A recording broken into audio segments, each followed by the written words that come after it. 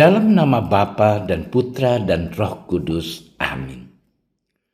Allah Bapa, pencipta manusia dan alam semesta, kami bersyukur kepadamu karena Engkau selalu bersabda kepada kami melalui kitab suci, alam semesta dan sesama kami.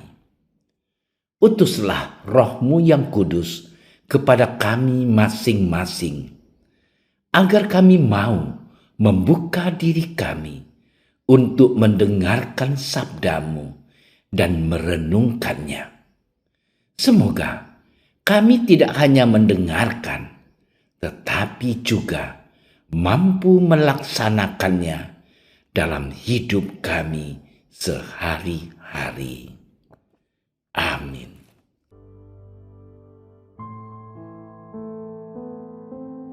Dalam khotbah di bukit, Yesus berkata, "Jangan kamu memberikan barang yang kudus kepada anjing, dan jangan kamu melemparkan mutiaramu kepada babi, supaya jangan diinjak-injaknya dengan kakinya, lalu ia berbalik mengoyak kamu.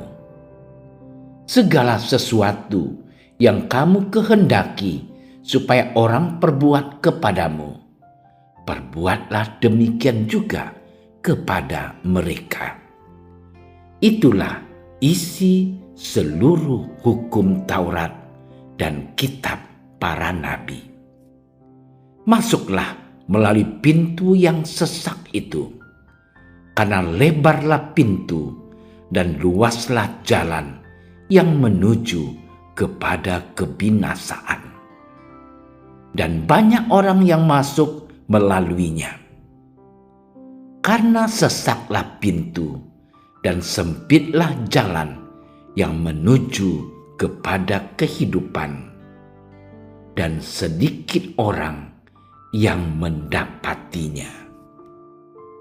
Demikianlah sabda Tuhan.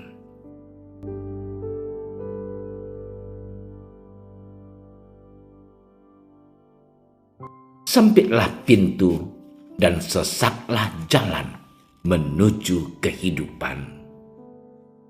Saudara-saudariku yang terkasih dalam Tuhan, banyak orang cenderung memilih jalan yang luas. Hal ini mengajak orang harus selalu memperjuangkan kebaikan dalam hidupnya. Setiap orang yang ingin merasakan hal yang baik dan hal yang mendatangkan berkat, terlebih dahulu orang harus melakukan sebuah kebaikan kepada Tuhan dan kepada sesamanya. Agak aneh kalau seseorang tidak pernah melakukan kebaikan, meminta lebih atau meminta kebaikan kepada Tuhan. Saudara-saudariku yang terkasih dalam Tuhan, dalam Injil hari ini, Yesus mengajarkan kepada kita bahwa kita tidak boleh saling menghakimi. Penghakiman akan membuat orang saling tidak berkomunikasi dengan baik. Hal ini membuat setiap pribadi akan merasakan ketidaknyamanan dalam menjalani sebuah kehidupan. Maka untuk mengatasi hal ketidaknyamanan itu, yang harus menjadi tekanan penting adalah mengutamakan sebuah pengampunan daripada penghakiman. Hal itu juga sudah dijalankan oleh para murid Yesus. Mereka membangun relasi bukan atas dasar penghakiman atau pengadilan, melainkan atas dasar kepercayaan dan usaha untuk saling membantu dalam mengembangkan kehidupan ini. Maka Yesus menekankan bahwa sebelum menghakimi orang lain, setiap orang harus meneliti diri terlebih dahulu. Saudara-saudariku yang terkasih, Apa yang dapat kita lakukan dan kita renungkan dari bacaan-bacaan yang kita dengarkan hari ini? Saya mengajak para saudara sekalian untuk tetap setia menjalankan kebaikan demi kehidupan bersama. Bukan hal-hal yang spektakuler yang dapat kita lakukan, melainkan hal-hal yang sederhana dalam keluarga. Hendaklah tetap setia menjalankan kewajibannya sebagai suami dan istri. Sedangkan untuk anak-anak, bantulah orang tuamu. Belajarlah dengan baik demi mencapai cita-citamu. Dengan melakukan kewajiban-kewajiban yang baik, maka kita akan dengan sendirinya mendapatkan pintu yang lebar dan lempeng. Dengan demikian, kita juga tidak akan pernah menghakimi orang lain, melainkan memupuk setiap kebaikan agar selalu menghasilkan buah yang melimpah.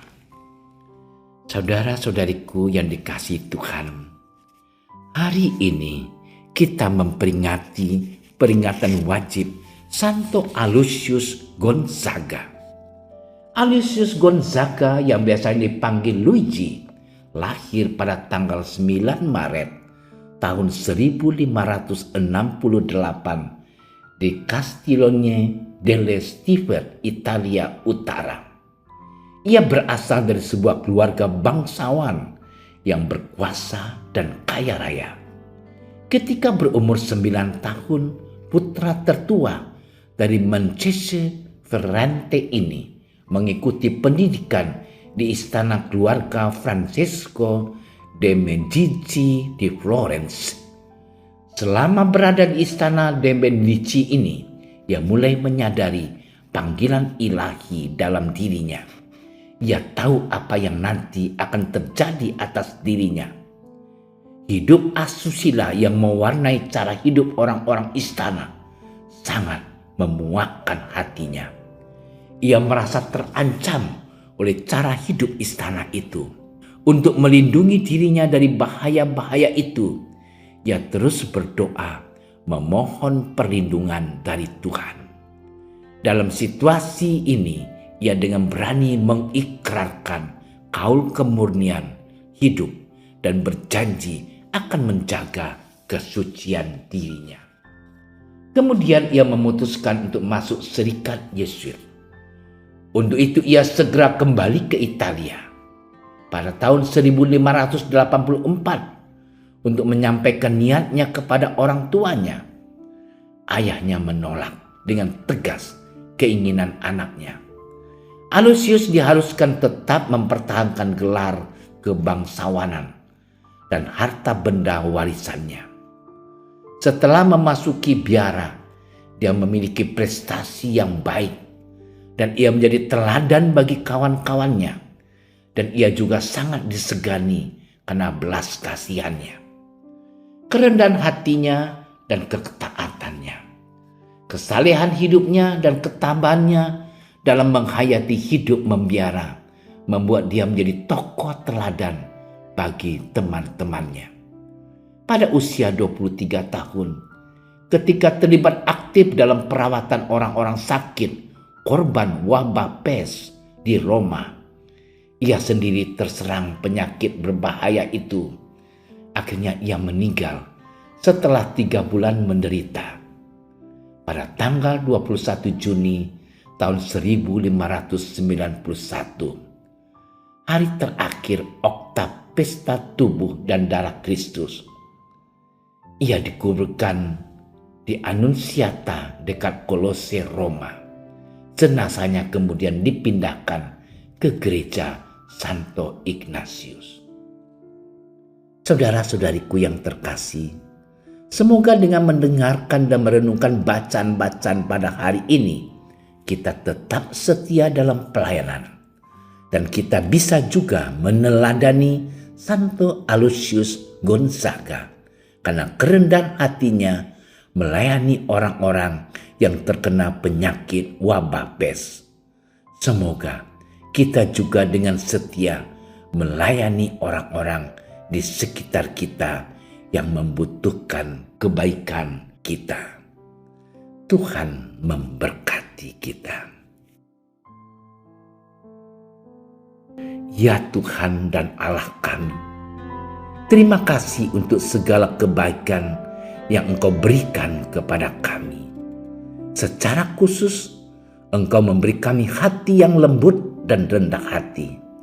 Kami mohon, semoga Engkau selalu membimbing langkah kami untuk melakukan segala yang baik demi kepentingan bersama, bukan kepentingan pribadi.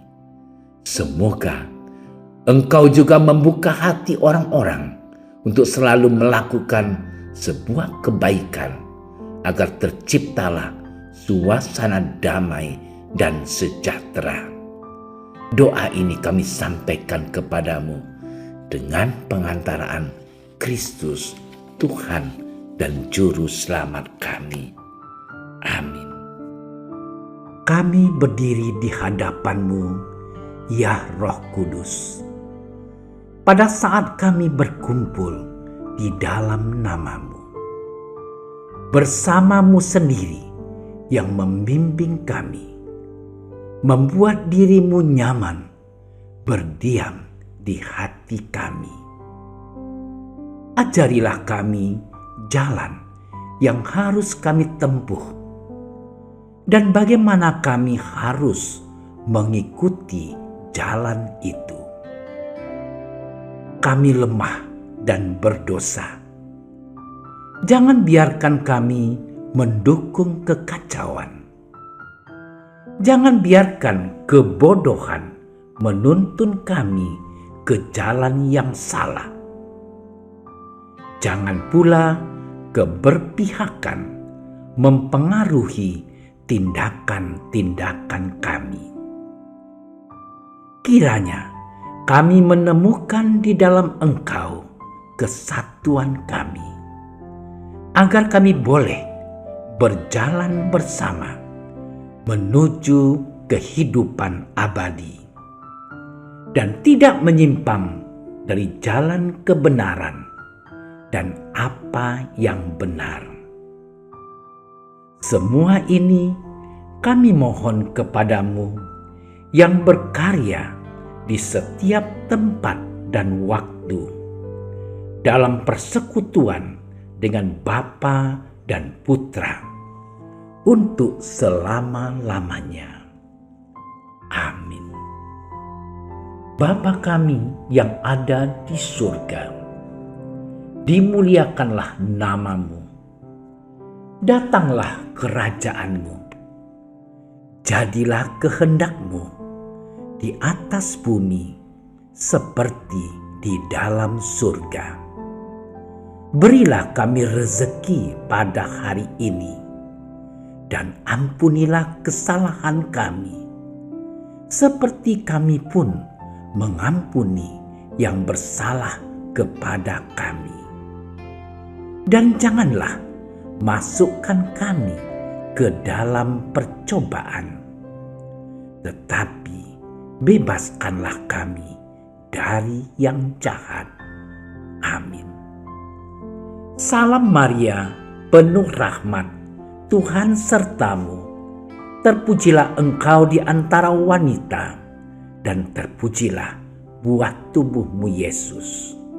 Santa Maria, Bunda Allah, doakanlah kami yang berdosa ini, sekarang dan waktu kami mati.